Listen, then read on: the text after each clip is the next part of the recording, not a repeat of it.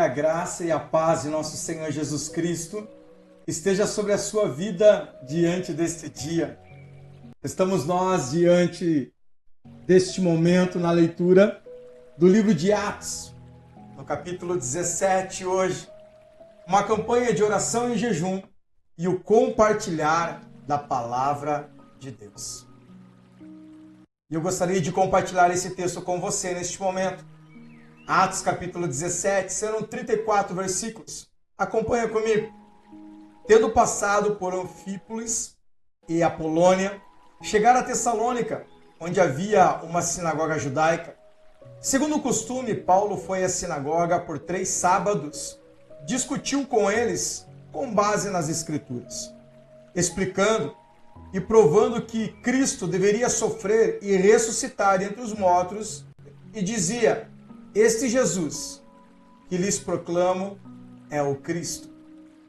Alguns dos judeus foram persuadidos e se uniram a Paulo e Silas, bem como muitos gregos tementes a Deus, e não poucas mulheres de alta posição. Mas os judeus ficaram com inveja, reuniram alguns homens perversos dentre dos desocupados e com a multidão. Iniciaram um tumulto na cidade, invadiram a casa de Jason em busca de Paulo e Silas, a fim de trazê-los para o meio da multidão. Contudo, não os achando, arrastaram Jason e alguns outros irmãos para diante dos oficiais da cidade, gritando: estes homens que têm causado alvoroço por todo o mundo, agora chegaram aqui. E Jason os recebeu em sua casa.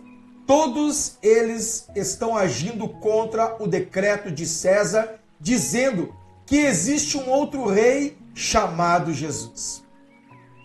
Ouvindo isso, a multidão e os oficiais ficaram agitados. Então receberam de Jason e de outros a fiança estipulada e os soltaram. Logo que anoiteceu, os irmãos enviaram Paulo e Silas para Bereia. Chegando ali, eles foram à sinagoga judaica. Os beranos eram mais nobres do que os tessalonicenses, pois receberam a mensagem com grande interesse, examinando todos os dias as Escrituras, para ver se tudo era assim mesmo.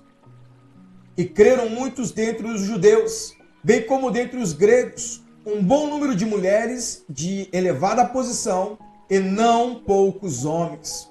Quando os judeus de Tessalônica ficaram sabendo que Paulo estava pregando a palavra de Deus em Bereia, dirigiram-se também para lá, agitando e alvoroçando as multidões.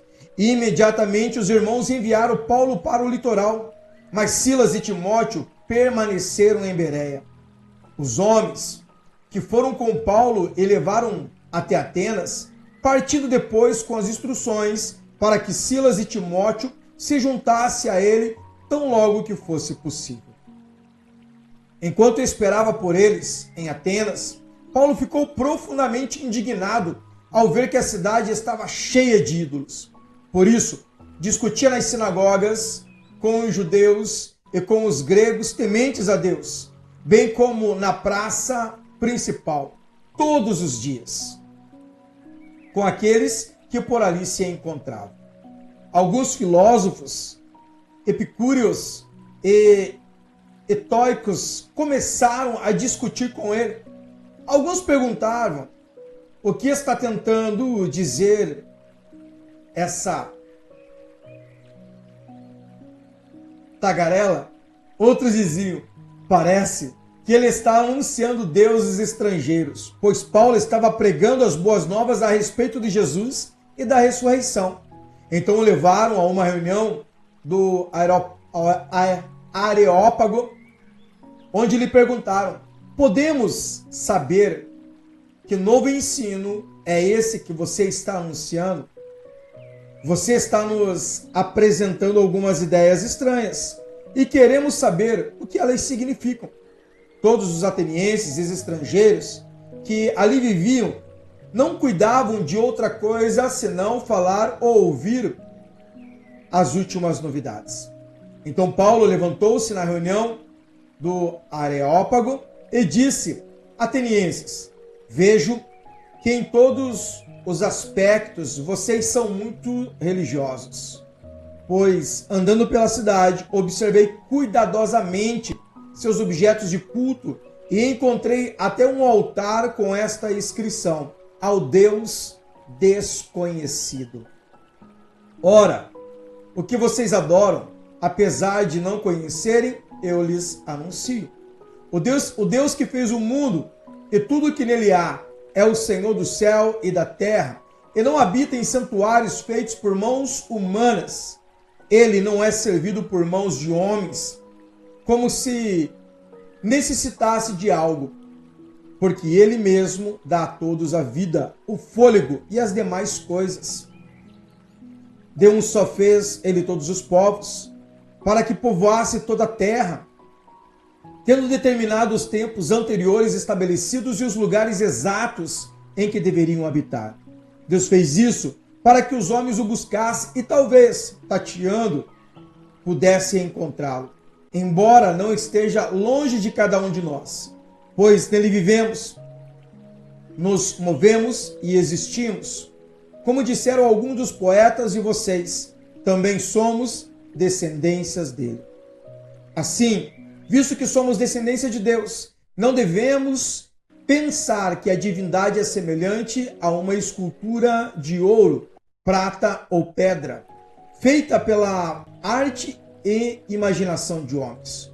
No passado, Deus não levou em conta essa ignorância, mas agora ordena que todos, em todo lugar, se arrependam, pois estabeleceu um dia em que há de julgar o mundo com justiça, por meio do homem que designou.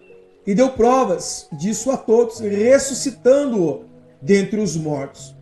Enquanto ouviam sobre a ressurreição dos mortos, alguns deles zombaram e outros disseram: a esse respeito nós o ouviremos outra vez? Com isso, Paulo retirou-se do meio deles. Alguns homens juntaram-se a ele e creram. Entre eles estava Dionísio, membro do Areópago, e também uma mulher chamada Damares, e outros com eles. Sabe, nós vemos que muitas das vezes se torna até difícil de pregar o evangelho pela descrença das pessoas. Mas nós vemos a necessidade de nós proferirmos a palavra de Deus. Que possamos realmente, diante desses dias, continuar a anunciar o evangelho, continuar a anunciar as boas novas, falar de um Cristo que morreu, porém ao terceiro dia ele ressuscitou, trazendo-nos assim salvação, cura, libertação, restauração. O novo de Deus tem se achegado até nós. Por isso, que possamos nós profetizarmos o melhor de Deus. Que Deus seja contigo. Um forte abraço. Até amanhã.